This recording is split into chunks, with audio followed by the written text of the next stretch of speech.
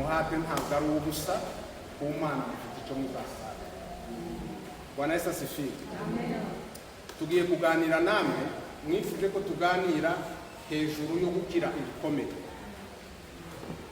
Turavugana ngo se ibikomere ni iki? Ndatekereza ko no mu Kirundi iryo jambo rirumvikana. Ibikomere ni iki? Niturangiza tuvuge uburyo dushobora kubikira, hanyuma dushobora gutanga wenda n'urugero rw'uburyo abantu bashobora kubikira. Hari ingero dushobora kwifashisha rumwe wenda, hanyuma turaza no kumva icyo ijambo ry'Imana rivuga kugira ngo najyo mwumve ko ibyo tugiye kuganira ntabwo ari iby'amashuri y'ubumenyi bwa muntu, kwiga umuntu, ahubwo biri no mu ijambo ry'Imana. Bwana Yesu asifiwe. Reka umuntu ufite Bibiliya yera dusomere ya Kirundi, adusomere muri Zaburi igice c'147 n'umurongo wa 3. Uwundi abashaka Matayo igice 11 umurongo wa 28. Zaburi 147 umurongo wa 3. Soma mu izina rya Yesu. Avuga ngo akiza abafite imitima imenetse. Akiza abafite imitima imenetse. Apfuka inguma zabo. Apfuka inguma zabo. Amen. Amen. Undi naturebere muri Matayo 11 umurongo wa 28 yageza no kuri 29. Baba dushoje gusoma kwacu twinjire mu ijambo. Soma mu izina rya Yesu. Matayo 11 ku murongo wa 28. Yego. Nimuze kuri jewe mwese abananiwe n'abaremerewe ndabaruhura. Mwikoreze ingata yanje munyigireko, kuko ndi umugwaneza niyoroheje mu mutima, namwe muzoronka uburuhukiro bw'imitima yanyu, kuko ingata yanje itababaza n'umutwaro wanje ubahutse. Amen. Amen. Reka nsome version mfite hano y'igifaransa gusa hano muri Zaburi, aho muri Matayo wenda ntituza no kuhatinda cyane, ariko ituza gutindaho wenda reka ari ibyo nsoma. Aravuze ngo igerise kiyo le cœur brisé et il pense leur blessure. Amen. Tugiye kuganira ku ijambo twavuze, kandi noneho nuko umwanya utujanye, ariko si ukubwiriza no kuganira, ndetse n'ibiza gukunda ngerageje kwihuta ngasoza ibyo nateguye, ariko niyo ntobisoza turacyafite irindi somo tuzabana uwundi wa kabiri hano kugira ngo nibyo mwandika. Ariko hagati aho hasigaye nk'iminota 5 ufite n'ikibazo yacandika akaza kukibaza kugira ngo nawe tumusubize. Ni ibiganiro, nubwo turimo dusenga, turi mu itorero kandi ni Bibiliya, ariko ni ibiganiro abantu bashobora kuganira kugira ngo bumve, aho umuntu atumva abaze tubashe kubasobanurira neza. Bwana Yesu asifiwe. Ni ukuvuga ngo teme yacu mwaduhaye, mwaravuze ngo twige hejuru y'uko abantu bashobora gukira ibikomere. Ibikomere nabyo rero tumenyereye ibikomere bino bigaragara ku rukoba, ku mubiri uyu nguyu, ariko kandi hari n'ibindi bisebe, ibindi bikomere biba mu buzima bwacu, mu mitima, aho abantu batabasha kureba, kandi ibyo ngibyo nabyo biratubangamira kurenza ibi ngibi bigaragara aha ngaha. Umuntu buriya agizwe n'ibice bitatu binini. Umuntu agizwe n'uyu mubiri uyu ugaragariye hawuzingi muhaye mubona, uza witegereza, wareba ukavuga ngo uyu ni mama representant, wareba ukavuga ngo uyu ni mama bishop, wareba ukavuga ngo uyu ni mama bella. Apparence iyi ngiyi externe abantu bareba bakakubona. Icyo ni igice cya mbere kigize umuntu. Igice cya kabiri kigize umuntu ni ubugingo. Ni ukuvuga ngo ni ubugingo ni ibintu bitagaragara, ariko ni intekerezo. Ni intekerezo ndetse n'amarangamutima, ariko kandi harimo n'imyitwarire abantu baba bafite. Igice kindi kigize umuntu agizwe na esprit, agizwe n'umwuka, kandi uwo mwuka rero, umwuka wa Kristo abizera Imana twizeye ni umwuka w'Imana, ariko kandi n'abatizera Imana hari indi myuka bizera, imyuka ya Satani, kandi iyo yose izikora. Ndagira ngo ko turagenda gahoro wenda abantu ko tumvikana, aho abantu batumva mu by'ukuri bashobora kuvuga, tukagenda gahoro kugira ngo abantu bose baze kumva icyo dushaka kuvuga. Hanyuma rero uko twari tuvuze ngo umuntu agizwe n'ibyo bice rero, umuntu ashobora gukomereka igisebe. Muzorebe kuba mama wenda mwe murabizi benshi, abaza bibaruka babagiriye cesarienne. Buriya abaganga barawupera bagiriye cesarienne, hano inyuma tuyegereje umukozi w'Imana Evangeliste Felix, kubana namwe n'umugisha, Imana yo mu ijuru ibagiriye neza kuba mwitabiriye namwe. Musanze dutangiye ariko turagera kure, turashaka. Rero nari mvuze ngo buriya iyo nk'umumama bamugiriye cesarienne, bashobora kuvura kino gisebe ikigaragara cy'inyuma, mu bigaragara mukabona cicatrice, mukaza mwibwira ngo umuntu yakize, ariko iriya indani kuko hariho amakusho baba bagiye yose bakata indani igisebe kibisi. Mu bigaragara rero dufite ibindi bisebe rero zo mu mutima cyangwa z'amarangamutima, ibyo nabyo ni ibisebe biza bitugiraho ingaruka zikomeye, ugasanga bitumye imitekerereze yacu igira ingorane, gutekereza kwacu titube tugitekereza uko twari dusanzwe dutekereza, amarangamutima akatubana menshi, kugeza noneho n'imyitwarire igahinduka. Abantu bagatangira babaza ngo ese kubera iki mama asigaye akaramuye, kubera iki papa asigaye ari umuntu novuga yari asanzwe ari umuntu utuje udafite ibibazo, ariko kuri none umurebye ubu ngubu hari impinduka tubona, tituzi igituma asigaye ataha wenda ashavuye kandi ntawavuganye nawe, tituzi igituma mama asigaye ashavura kandi ntawavuganye nawe.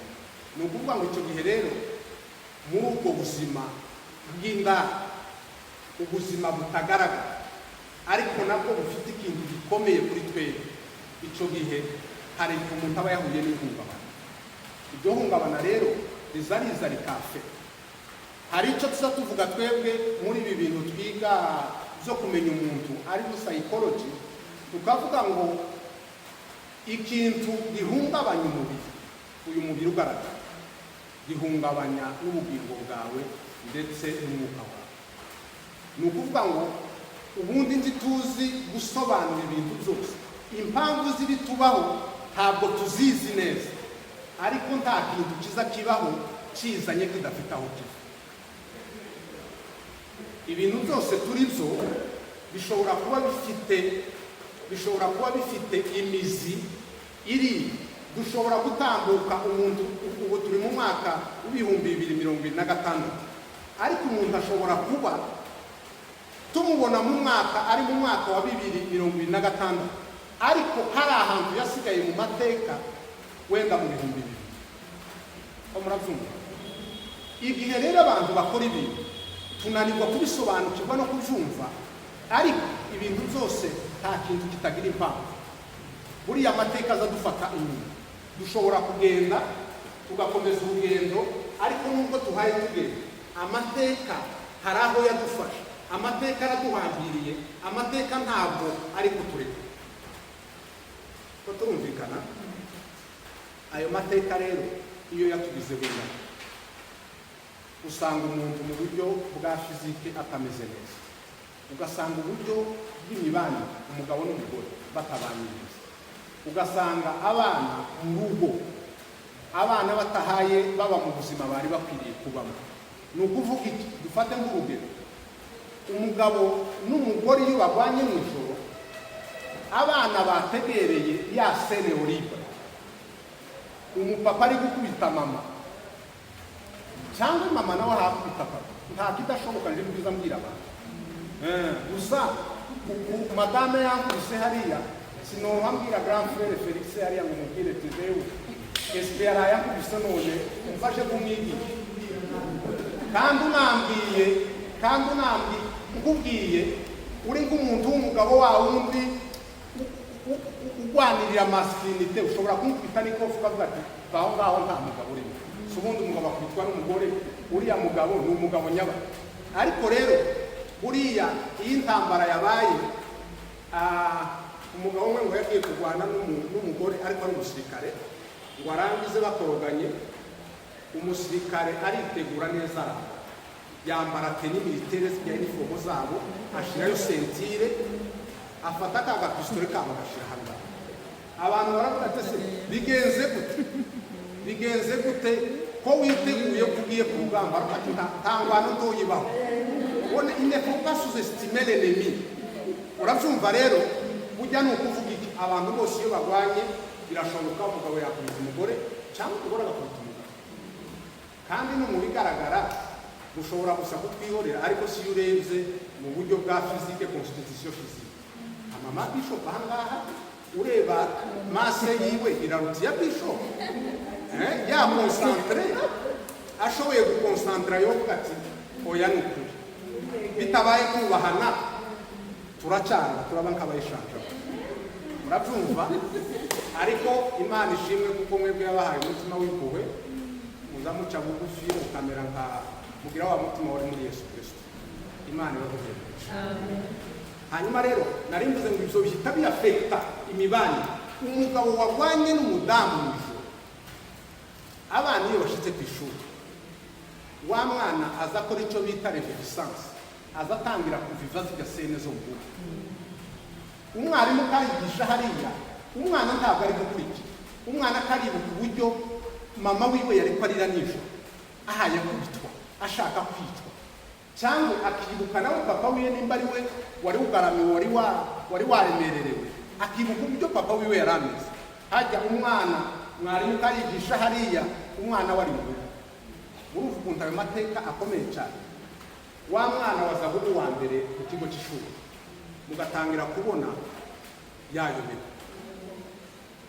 Ibyo byaba abantu batazi amakuru rero, umwarimu agatangira gukubita umwana akavuga ngo uyu mwana asigaye afinata, uyu mwana asigaye akina, harimo akurikira. Ndetse nimuhira bajya bagwanya aribo bateje ikibazo kuko batazi ingaruka za cya kibazo, nabo bagatangira kubangamira umwana. Nyamara ikibazo umwana kararengana, umwana ni umuvictime innocent, nta kibazo cy'umwana. Ni ukuvuga ngo buriya umwana ugiye ku ishuri abona ababyeyi bamereranye neza, uriya mwana niyo agenda ya constellation familiale, bwa buzima bwo butuma akurikira umwigisha kandi akunda. Ariko iyo hari ikitagenda hariya, umwigisha arigisha, umwana we ari muhira ari mu jambo. Ko turumvikana rero, icyo gihe rero ugasanga bwa buzima buratuma abana bacu batakwiga neza. Biratuma umudamu wakoraga akazi neza muri organisation yakorera, muri institution yakorera, umudamu yazafika abantu basubira gutegereza ya raporo yiwe yazaga akora ku gihe kamunani. Kubera iki? Ntabwo ari ku kazi. Nubwo ari ku kazi ariko iyo ari muhira karatekereza ngo nintaha n'ubundi turongera turwana. Nintaha hari ibindi bibazo nja gusanga hari. Umugabo nuko nguko. Abantu b'abashefu bayobora abandi babatwara. Umugabo akagwana n'umugore, yarangiza kuba yagwanye n'umugore, yagaruka mwebwe abakoresha biwe, akaba ari muhura n'ibibazo. Mugatangira kwishura facture mutakoze. Kubera iki? Bakoroganye, ngo bamare gukorogana atangira kubera ijya agresivite yagize bwa burakare n'ububabare, ikintu cyose yahura nacyo agahuka. Ahari amakomportema baza bita amakomportema bita regressive. Umugabo ashobora kurwana n'umugore yaba atashoboye kumukubita akamena perezida cyangwa agakubita abantu. Ibyo nabyo ni ibindi bintu biza biba ni amakomportema. Izo ni ingaruka rero. Uko ni ugutangira kuviva ingaruka za bwa buzima bubi butarimo bugenda neza. Muri icyo gihe rero tukavuga ngo ibi affecta le corps biafekta memeta l'esprit. Mu buhe buryo? Umuntu aragwaye agiye kwa muganga, bakojeje diagnostique basanze arwaye kanseri. Hari n'abantu bataba bateguye batazi amakuru nk'abapsikologe ngo baze babanze bategure wa muntu bamwumvishe kwakira cyangwa isubizo bagiye kumubwira. Umuntu agahita amubwira ati no, diagnostique twamaje gukoza hariya twasanze urwaye kanseri. Nta kindi kuba tugikumariye, nushaka witahira imuhira ugende utunganye izugo rwawe usezera abantu. Icyo gihe rero nimba bigenze gutyo, wa muntu icyo yaragwaye ni kanseri, kandi kanseri iteza destruction z'iyi tisi cellulaire, umubiri utangira gutakaza izi tisi zayo. Noneho iyo yari indwara iri somatike y'umubiri, iri fizike, ariko igiye guteza izindi ngaruka. Wa muntu arahura n'icyo bita depression, atangira agira agahinda gakabije, umuntu kwishima kurangira, umuntu kuvuga birangira, umuntu guseka birangira. Ka kazi wari gukora uracyafite n'imbaraga ziri fizike zotuma ugakora, ariko kera kuko byakwafekite mu mutwe, uravuga ngo ese ndaja gukora nsigaranye ukwezi kumwe cyangwa amahinga abiri, bimara iki? Ugasanga wari gukora akazi akavuyeho. Ko murabyumva?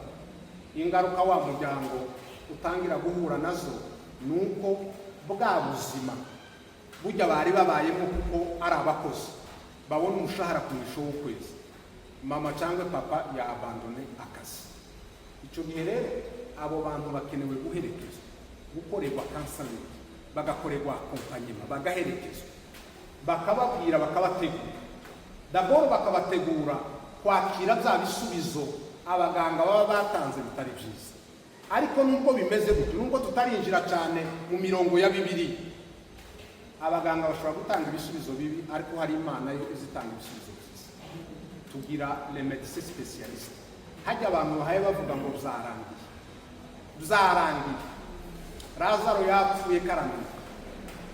Imana ari kubwira Mariya na Marta ikabwira ngo muje kuzuka, nimunizera musaza wanyu arasuka. Ni ukuvuga ngo nubwo bimeze gutyo, nubwo ibyo tuba tubibona ko bigoye, mu bundi buzima hariho Imana dufite iri hejuru y'ibyo ngibyo. Icyo gihe narinze ngo rero ibintu bitwafekta mu buryo buri fizike, tuza gusanga rero bizatuafekte mu bundi buryo noneho buri psychologique cyangwa bw'imitekerereze.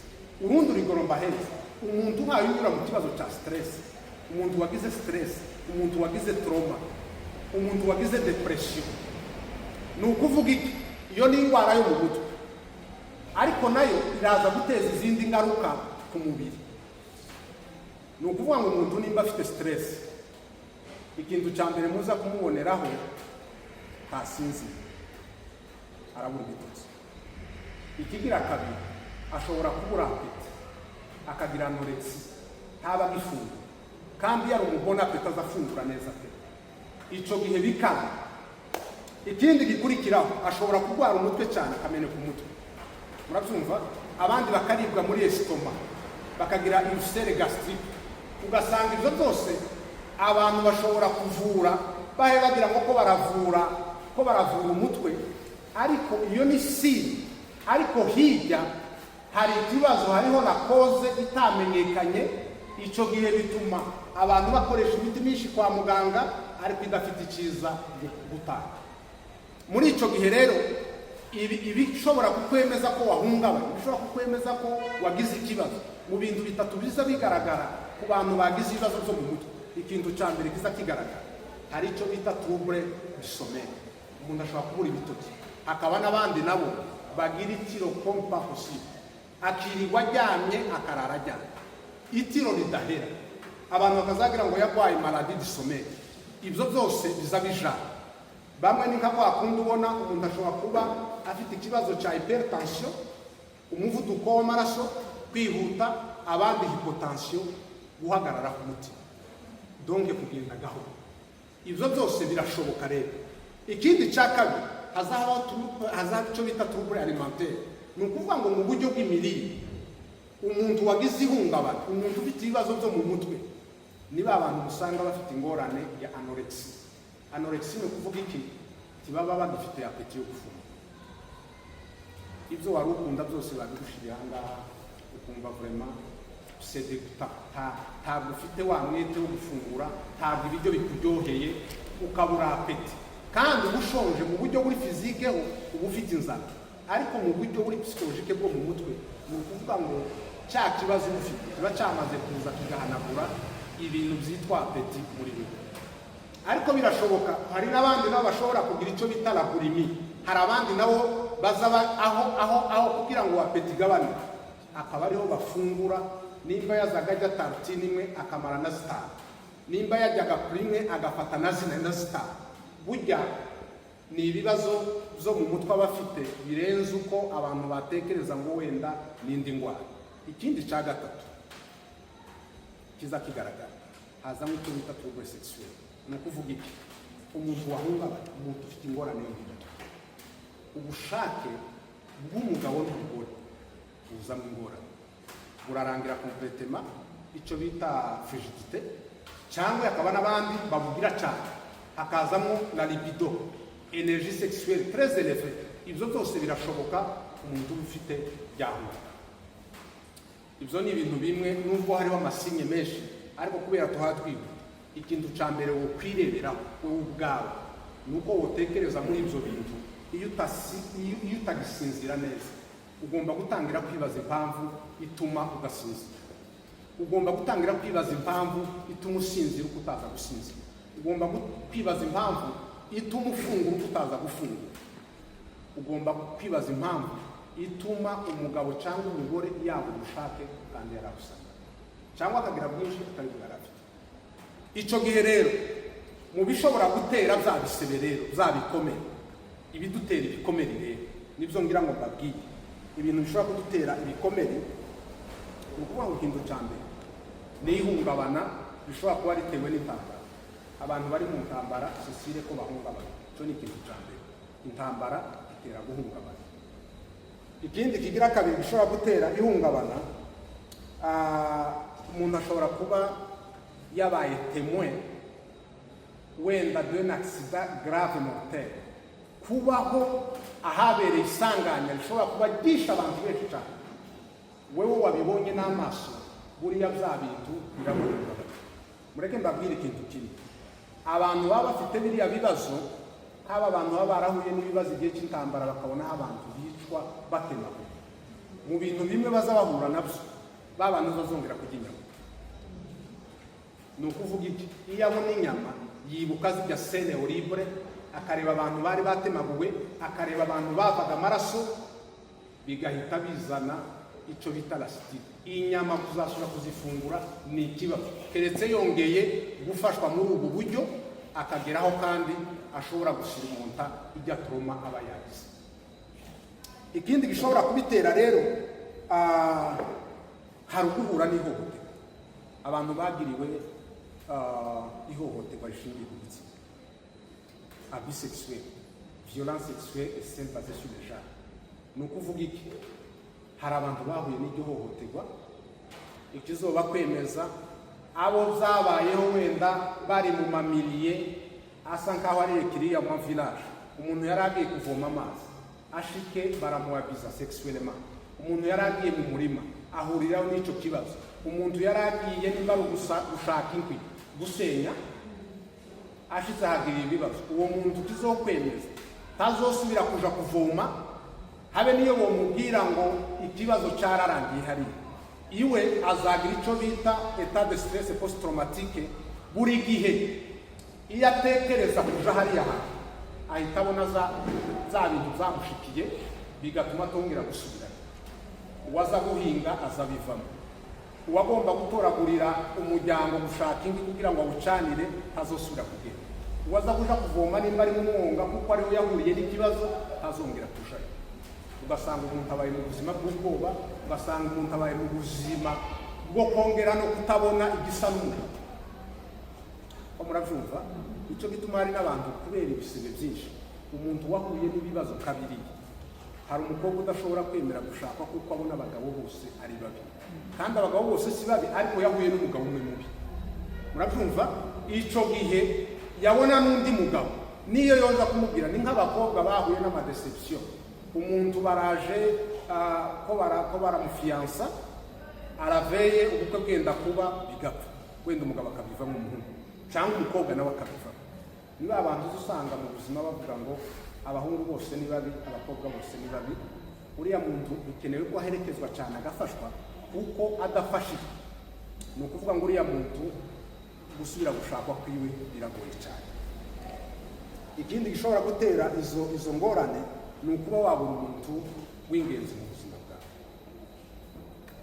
Ndahampore abadafite abatware, igihe kiza kiba, turi ku isi twese, ntabwo igihe cyacu ko tutayiziho rimwe ni nako tutazayiviraho rimwe, ariko nabyo turabihanganisha. Abatabafite mukomere, ni igihe n'ababafite birizi ivuga ngo ufite umugabo asa nk'utamufite, ufite umudamu asa nk'utamufite, ufite umwana asa nk'utamufite. Twabaye mu kiriyo wa munsi hano badutangariza ko umwana wo kwa Revera Gedeon yitabye Imana.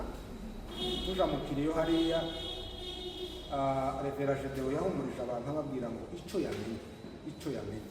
yamenye ko umwana wiwe yaramutijwe gusa. Ati n'abandi mufite ndabatijwe, ndetse n'uriya mudamu ndamutijwe. Ni ukuvuga ngo ufite umugabo ntiyumve ko afite ikintu kiri peremana kitazorana, ufite umudamu meme chose.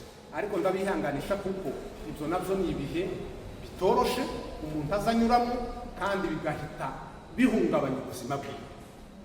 Ikindi gishobora kuba muri ibyo ni abantu usanga baratawe mu miryango, roheje cyangwa y'abantu, ugasanga imiryango yataye abantu, inshuti zaragutaye, ushobora kugira ikibazo, kandi ni naho hari ingorane. Rero muraza kuzumva, abantu rero badukunda iyo tumeze neza, ariko igihe twari dukwiriye kugaragariza urukundo ni igihe umuntu ari mu bihe bigoye.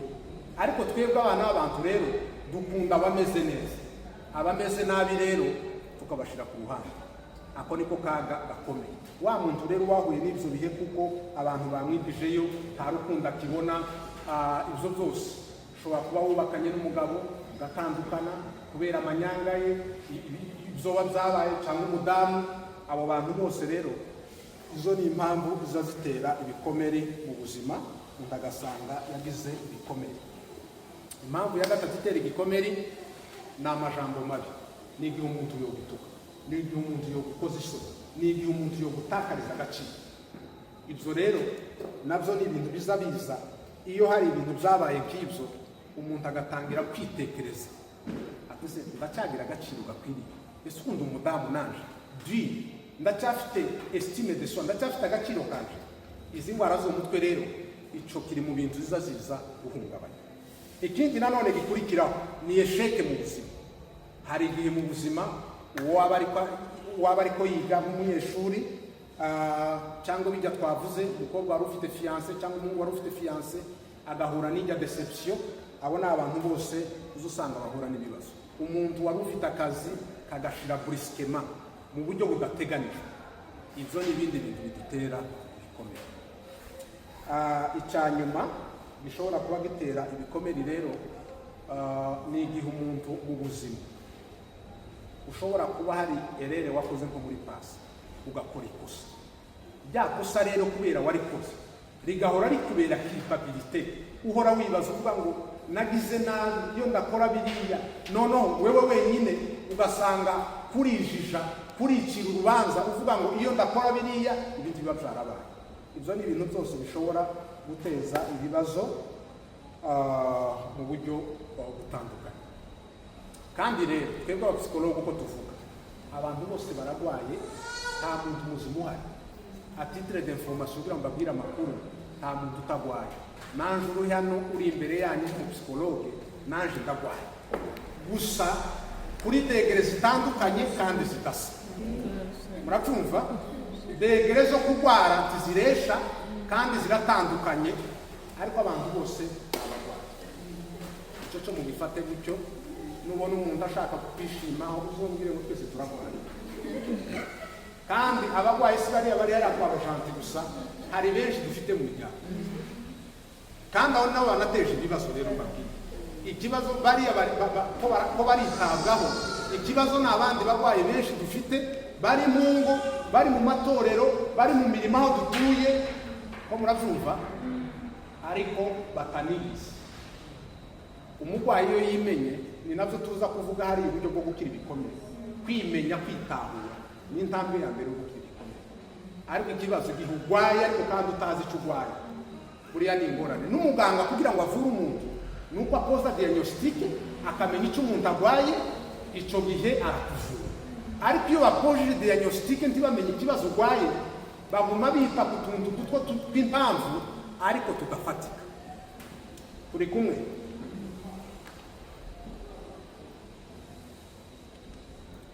Mu miryango rero hari abo basabita ngo ni abamalade desime cyangwa delege.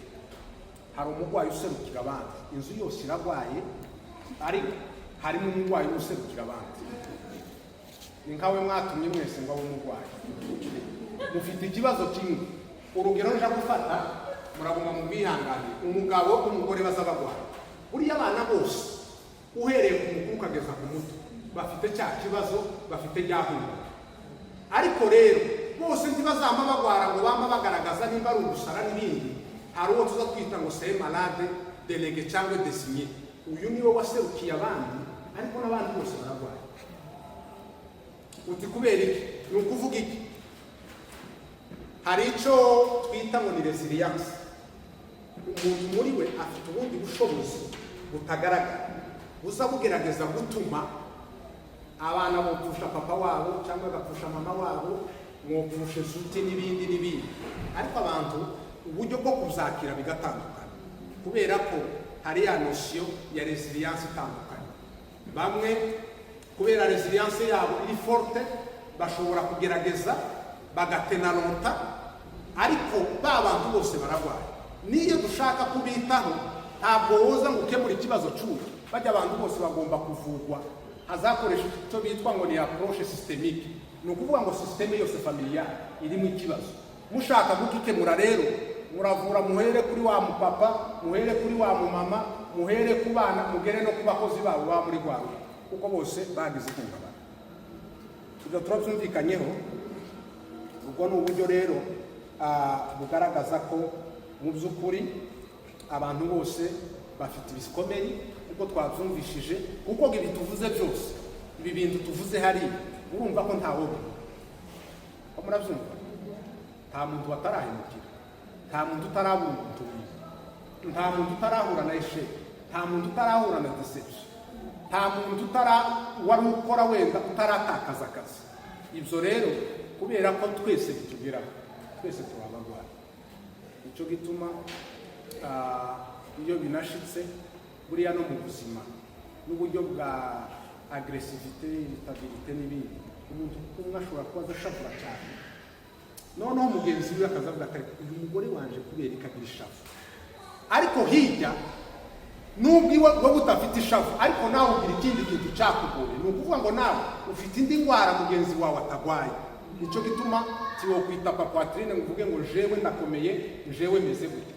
Ufite intege nkeya zawe n'ahandi ufite imbaraga. Uyu nawe afite intege nkeya ziwe hariya, afite n'ahandi afite imbaraga.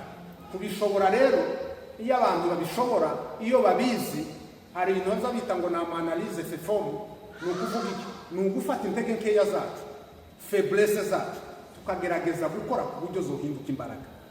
Tugafata les menaces tukazihindura les opportunités. Gusa biratugora abantu. Ikintu kimwe gishobora guhindura intege nkeya zacu imbaraga no guhindura menaces zacu donc opportunité ni Imana. Kandi turayizeye, iyo tuyizeye ibyo ngibyo nabyo bisaba. Kwihuta rero, ibyo bikomere rero twasanze tubifite, twese turabifite, ntawe utabifite. Icyo mugenzi wawe afite wenda wese icyo ufite, ariko nawe ufite ikindi. Rero niki tugomba gukora kugira ngo dukire byabise. Ikintu cya mbere, ushaka gukira indwara ngo azayirata, siko bavuga, c'est reconnaître la blessure et l'accepter. Ni ukwemera ko hari icyagukomerekeje, ni ukwemera ihungabana, ni ukwemera ko hari ikibazo ufite kandi ukacyakira. Abantu baza bahura n'ihungabana rikomeye, mureke mbahurure.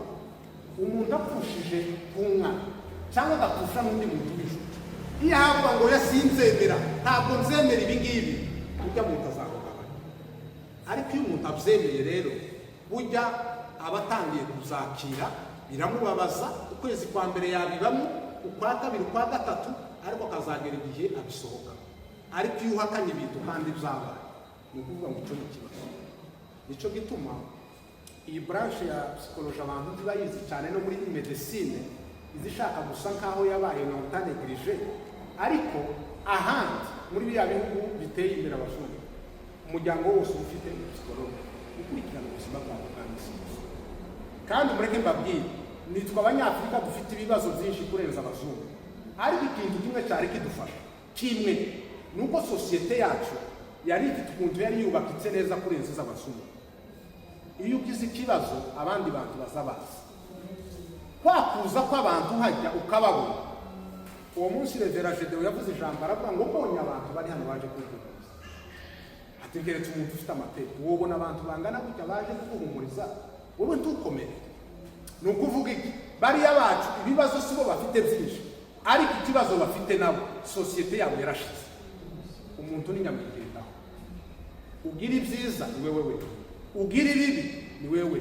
Kandi icyo bibutsa muri ibi ngibi, ibibazo bituwafekita stress, timutekereze ngo ni ibintu bibi gusa. Ubu nyine wenda reka mfate fiesta ari hariya. Fiesta uyu munsi umugoroba akaja kumva ko kuri radiyo na televiziyo y'igihugu baravuze ngo abaye guverineri cyangwa abaye minisitiri, mu buryo butunguranye atari yiteze. Uriya muntu mutamubaye hafi ashobora guhungabana kubera kiriya kintu. Erega timubona iyo abakobwa baje gukora ubukwe, iyo abakobwa baje gukora ubukwe n'abahungu, uyu wacu azobere ku ifoto. Yari munini, nanjye sinari mutoya, Donatille ntabwo nigeze ndamutoya, ariko twese twarashize. Hari igihe tuba tureba izo foto twazireba tukavuga ati se ubu twari tumeze gute, kandi nta kibazo twari dufite, ariko ubukwe buratera stress. Urabyumva? Ese umukobwa ntazi yavuye tuzobana umuntu wakuriye iw'abandi mbaye mbona nzamaza twamatuza mu nzu, asiga ababyeyi be nanjye asiga baje tubane hariya, abagiraga na bwabwo wese nazonkubita cyangwa nazomerera, ibyo byose bigatangira kurusaba. Ubuzima bwose umuntu agiye kugeramo bwaba bwiza cyangwa bushobora kuzana ihungabana. Nicyo gituma bagomba kugutegura. Urabyumva? Umwana umwe muri Congo yafashe diplome d'etat, baramubwira ngo bamubwire akabari muri etage, baramubwira ngo tu viens de réussir un diplôme d'etat. Wa mwana ntiyimetiza, arasimba ari kuri etage ku niveau ya kabiri, ntacyo batuye. Bishatse kuvuga ngo ibi tuwafekita, timutekereze gusa ko ari ibintu biri negative.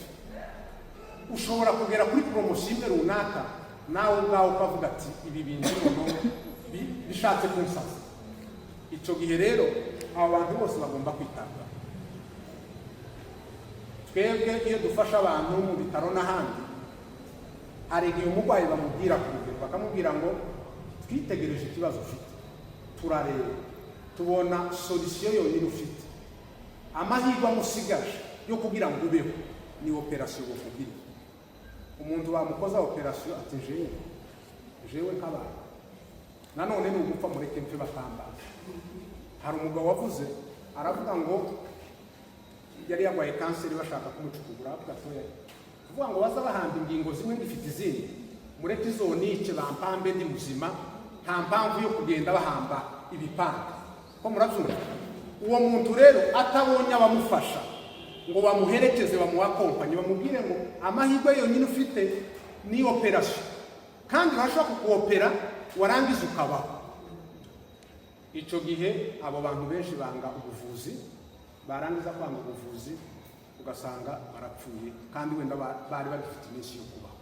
Hari ibindi bintu dusanga kubona abantu bafite les maladies chroniques mu bitaro, les expériences zirahari, kutwo twikorera, ugasanga umurwayi baza bamuha imiti nimba afite indwara chronique za zindi zidakira akayinyegeza munsi y'imatera munsi y'igitanda.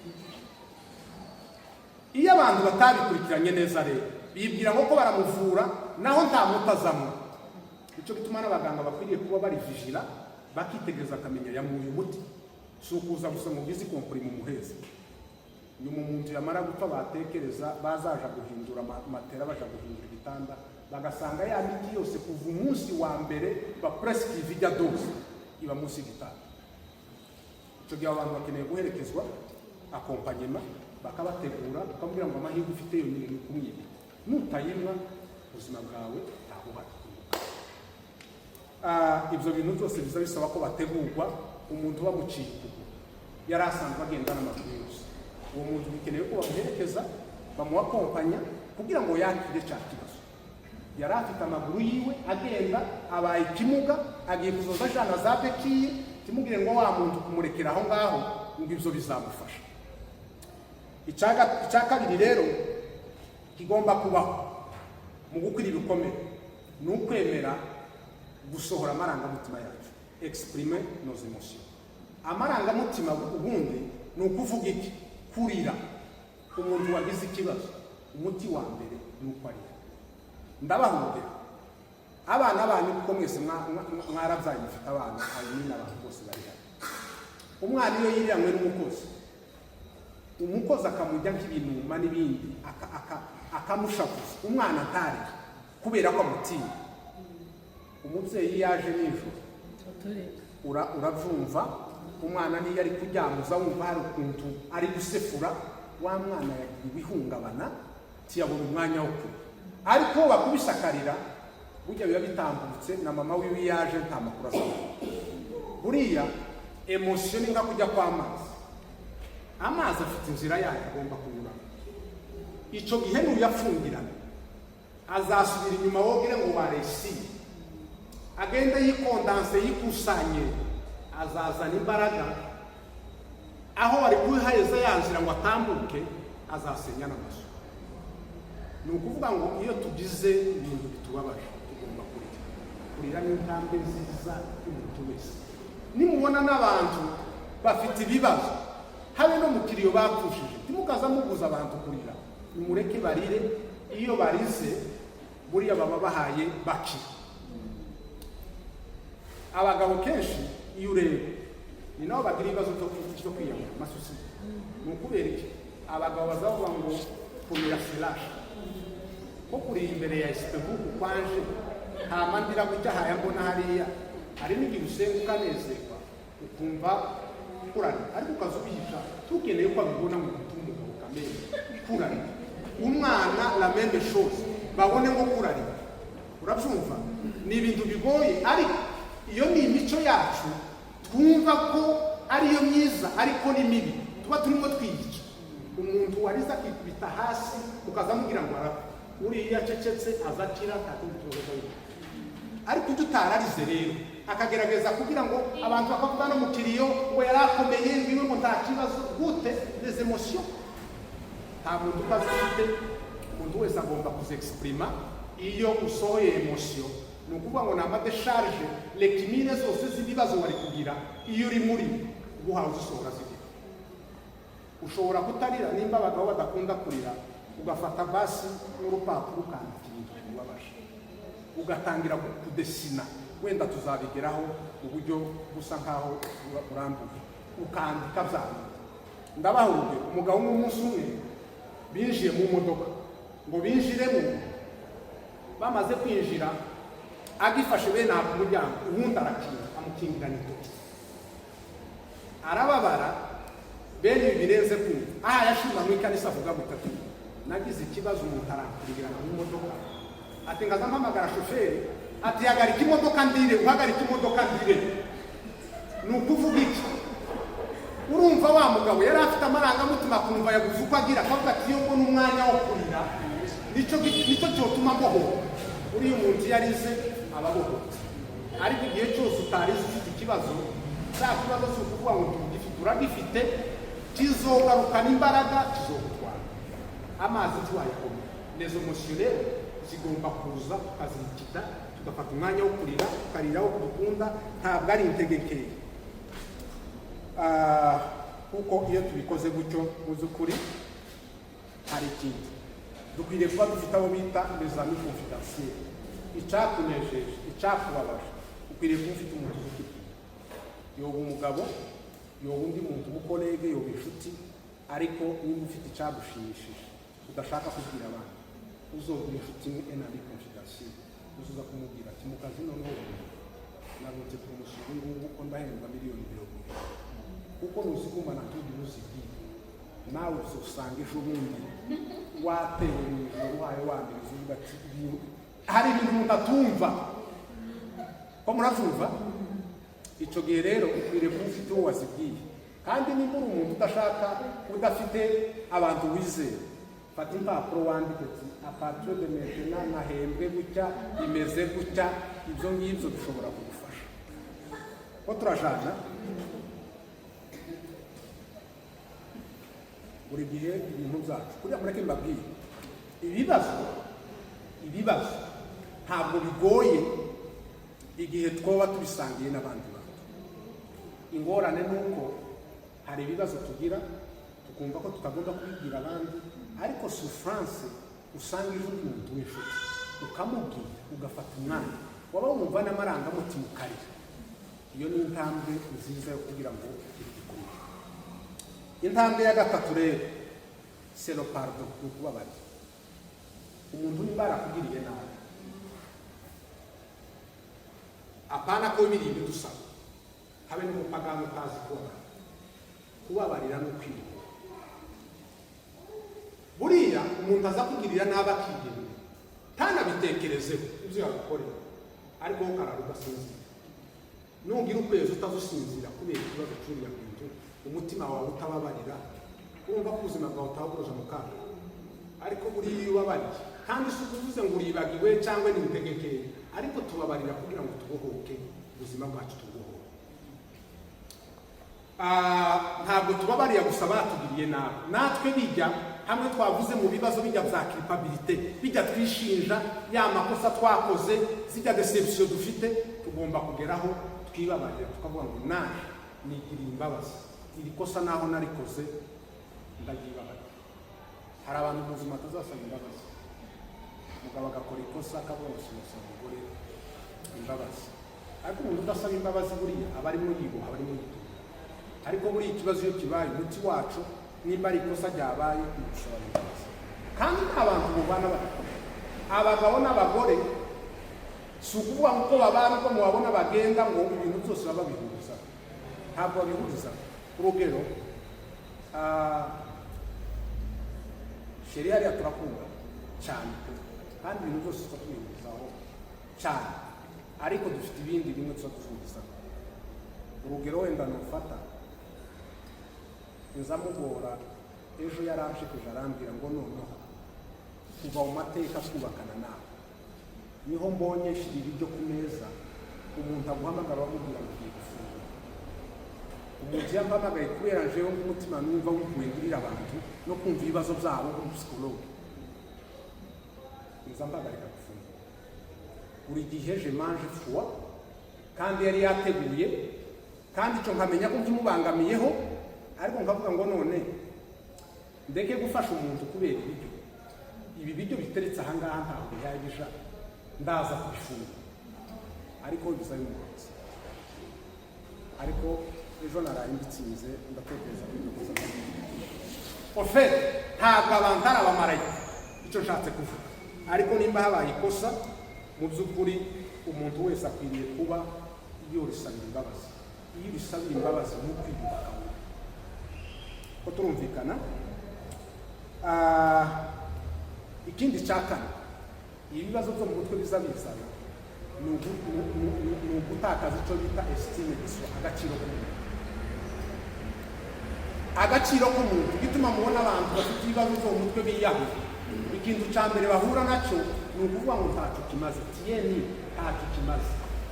Ndaza kubaha urugero, nubwo tutaza kuvuga amakuru yabo twafashije, ariko twemerewe kumena ibanga abapsikologe mu bihe bitatu. Igihe cya mbere, uhaye ukurikirana umurwayi, umuntu ufite ingorane zo mu mutwe, ukumva afite ibitekerezo byo kwiyahura, icyo gihe tuzatumye nibanda tukabwira abantu tukavuga ngo uyu muntu umurinde umucunge kuko nimutamucunga azira. Ikigira kabiri tuza tukivuga, umugabo ashobora kuba arimo agwana n'umugore akaza kumbwira ibibazo akambwira ngo umugabo amaze kumbwira gatatu ko azanyica, icyo gihe tugomba guceceka.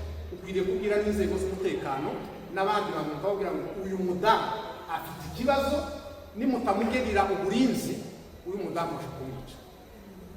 Ikindi gihe cya gatatu twemerewe kubivuga ni igihe twaba turi muri seanse nk'iyi, umuntu akavuga ati ibyo twavuganye nawe ntabwo ari ibanga, bibwira abandi nawe ushobora kubafasha. Ibyo bihe bitatu twemerewe kuvuga amajambo tuvugana n'abantu, ariko ubundi amajambo tuvugana nabo aguma ari ayacu. Icyo gihe rero nari mvuze ngo umuntu akwiriye kwiyubaka agasubira akihesha agaciro, ukavuga ngo nubwo biriya byabaye kuriya ariko ndacyafite agaciro, wenyine ubwawe ukihava neza. Kandi buriya abandi baza kuduha agaciro ariko ari twe twakihaye, buriya tutihaye agaciro nta n'uwakaba.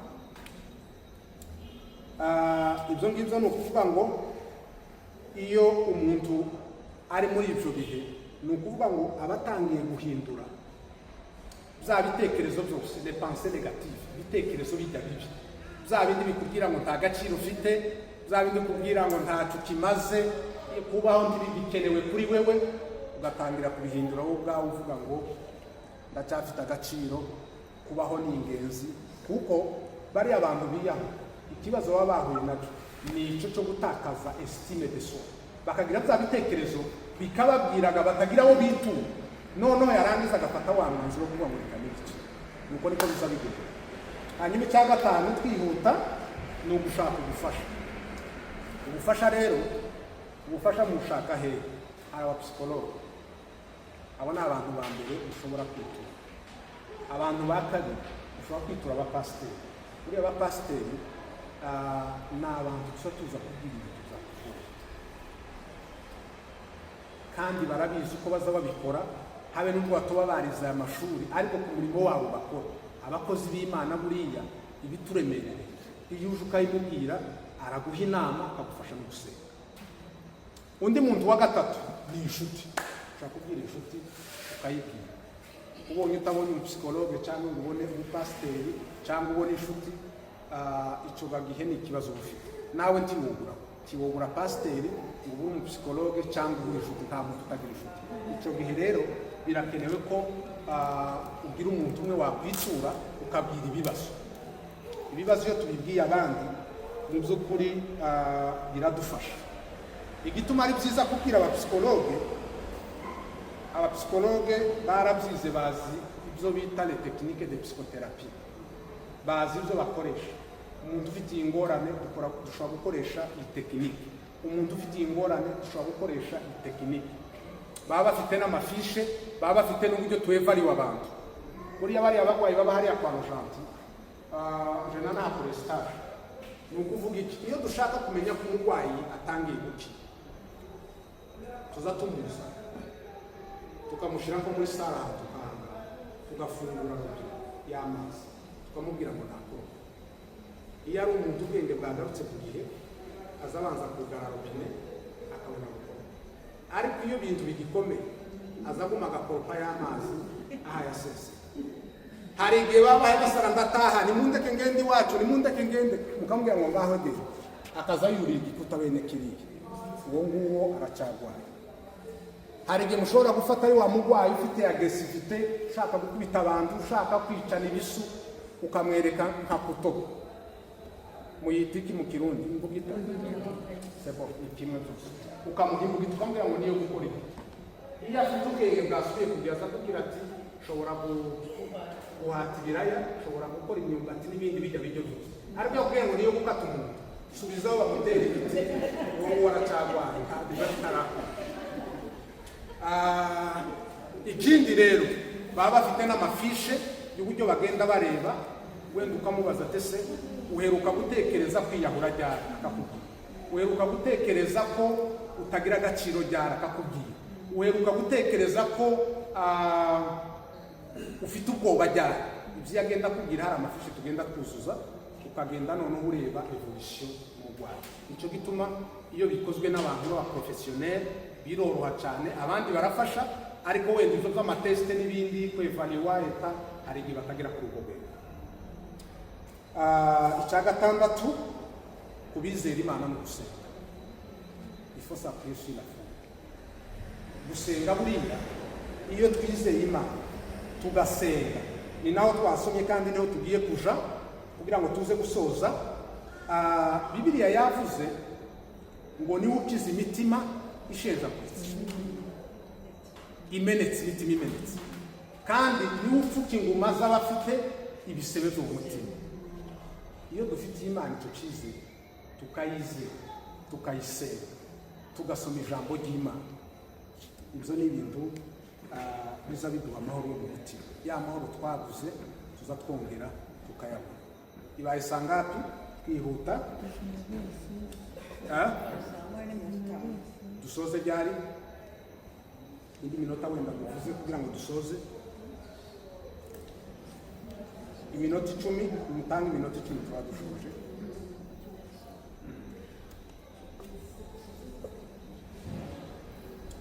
Icya karindwi rero mu gukira ibikomere, icya karindwi ni ukuvuga ngo hari uburyo bavuga ngo il faut prendre soin et réactiver les réseaux sociaux. Ni ukwiyitaho wewe.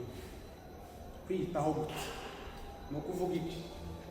Buri izi ndwara zo mu mutwe ziza zikora icyo bita isolema, umuntu akaba yamwigendaho, umuntu akikinira muri shamba.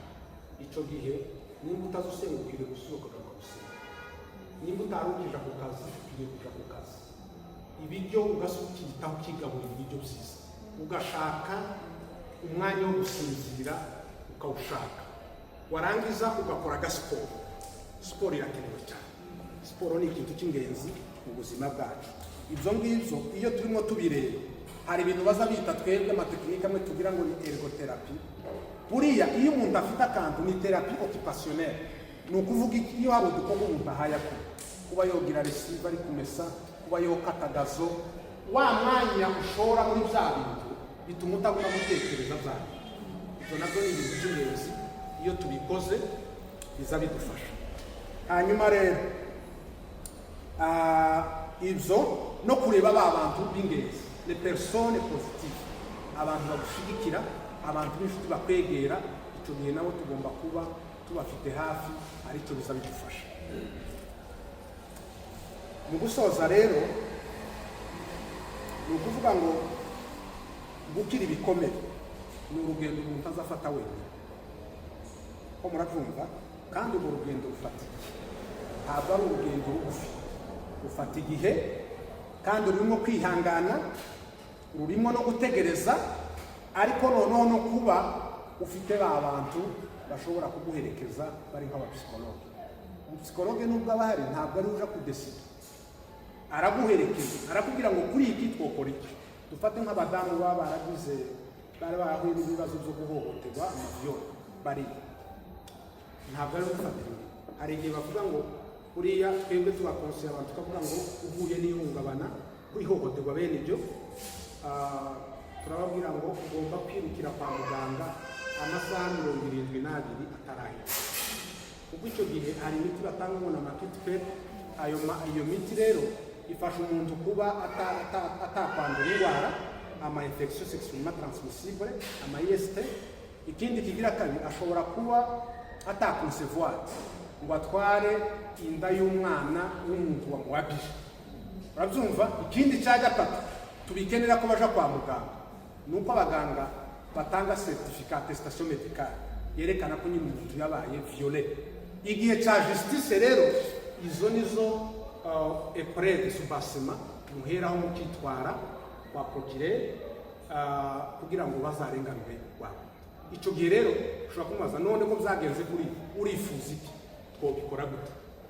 Ushobora kugira ati jewe narababariye nta kindi. Icyo gihe uramubwira ati iyo avuze ati nkeneye ko munakompanya sur le plan juridique, uramufasha, muherekeza umuntu, ariko ntabwo mudesida mu mwanya. Kandi umuti wo gukira ibikomere 80% ni kuri nyirabyo, 20% niva hanze. Tubyumvikaneho gutyo. kuko abantu iyo bagiye kudesida bigera iriya byagucanga kuko si wafashe wa mwanzuro nanone bigateza ibibazo. Rero tudatinze, hari ibintu 10 nari kubabwira kuri iri jambo twasomye.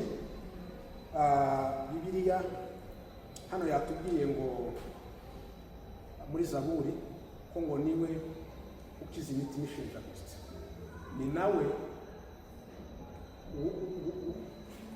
ugira gute womora zangu, sibyo? Umurinzi yaravuze ngo yanyumuje amavuta y'igiciro cyinshi, yavutse inguma zose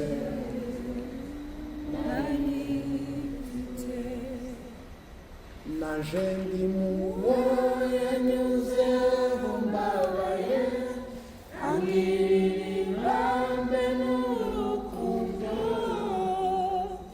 aranyumura arangiza ishuri imyenda yanjye yose. Bwana Yesu asifiwe. Amen. Aho niho yadusanze. Mu gusoza ibi ntitubivuga ntitubisobanura. Icambere tugomba kumenya ko dufite Imana izireba agahinda kari umutima gahisho, aho tutareba Imana izihareba. Icakabiri, umutima ushenjaguritse ntabwo ari intege nkeya. Imana nayo izi ko mu mibereho yacu guhura n'ibitubabaza ni ibintu biri normal, kandi Imana izibabarana natwe. Icagatatu, Imana iba hafi y'abafite imitima ikomeretse, tizija kure yawe. Icakane, gukira kw'ibikomere byo mu mutima by'indani ni ibintu bishoboka ku Mana. Imana ya Besi ngo yari yafite mu gahinda gakabije. Icakane ni nari mvuze ngo gukira kw'ibikomere ni ibintu bishoboka ku Mana. Ico nico cakane, gukira kw'ibikomere ni ibintu bishoboka ku Mana. Ku bantu byogora, ariko ku Mana birashoboka. Ya Besi yari yavutse mu gahinda gakomeye, ariko aravuga ngo Mana icampa ukampa umugisha. Byo ni isengesho rya mbere yasenze. Kigira kabiri, icampa ukuboko kwawe ukambaho. Icagatatu, icampa ukanagurira imbaho. Icakane, icampa ukandinda ijambo ijomba. Bwana Yesu asifiwe. Iyo Mana rero izibana natwe mu ijuru. Icagatanu, Imana ni umuganga uzuvura atababaza kako abandi baganga bisi babikora. Abikora mu buryo bw'ubugwaneza, mu buryo buri duse, mu buryo tutababara. Imana irimo ituvura ntabwo izi tubabaza. Bwana Yesu asifiwe. Amen. Cakatandatu, gukira ibikomere ni urugendo, ni etape par etape. Icakarindwi ni ukuvuga ngo Imana izikiza ntabwo iziza gutanga akantu tiza kuwateza ikibazo ufite, ahubwo izi gukiza burundu. Icumunani, mu kibazo nturi wenyine. Icicenda, ububabare bwawe ufite nibwo buhamya bwawe. Icicuma arico cyanyuma ni ukuvuga ngo mu bikomere dufite hari ibyiringiro ko bizakira.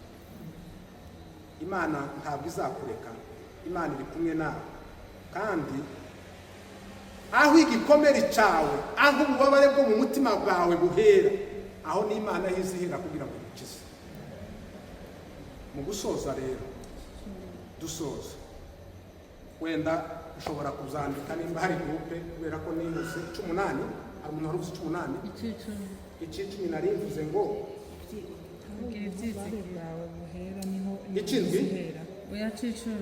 Icicumi navuze ngo hari ibyiringiro kuko ibisebe byanyu bifite Imana izikiza. Turavuga ngo aho umutima wawe wakomerekeye, aho niho Imana nayo izahera gukora kugira ngo igukize. Akantu gatoya wenda nimba muza kubikora hakagira question cyangwa tuzazishuririya. Urugero rumwe nari gutanga kuri madame, igihe kimwe yaragwaye, murabizi, baramopera. Wamare kumopera igisebe gitinda gukira. Ukimare gutinda gukira, abana nabo baragwara. none icyo gihe kajana abana kwa muganga kandi n'abagwayi bose abo bantu bari bakeneye kwitabwaho. Yareba nk'umudamu uri mu rugo wari usanzwe ukora biriya dufatikanya, akareba ukuntu ari je jenyine uhaye uhura na biriya bibazo, mbona yagize depression, mbona yadeprime. Fata umwanya wo kumukorera counseling, ndamubwira tumvarusha agaciro kawe kuri twe ntabwo kari gaterwa n'uko uri muzima ukomeye, naho urwaye umeze gutya agaciro kawe uracyagafite ijana na ijana. Urukundo tukudevoire jewe n'abana nta cyarugabanije ngo nuko wagwaye umeze gutyo, nubwo bitoshoboka ko wokongera gukorera umuryango, ariko twe kubona umeze gutyo ni iby'agaciro kuri twe.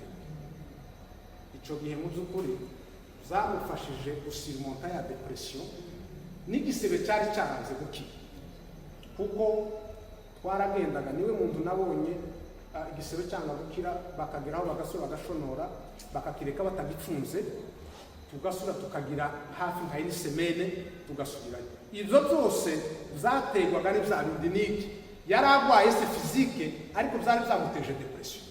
Ya depression rero yatumaga n'ijya tisi idahura.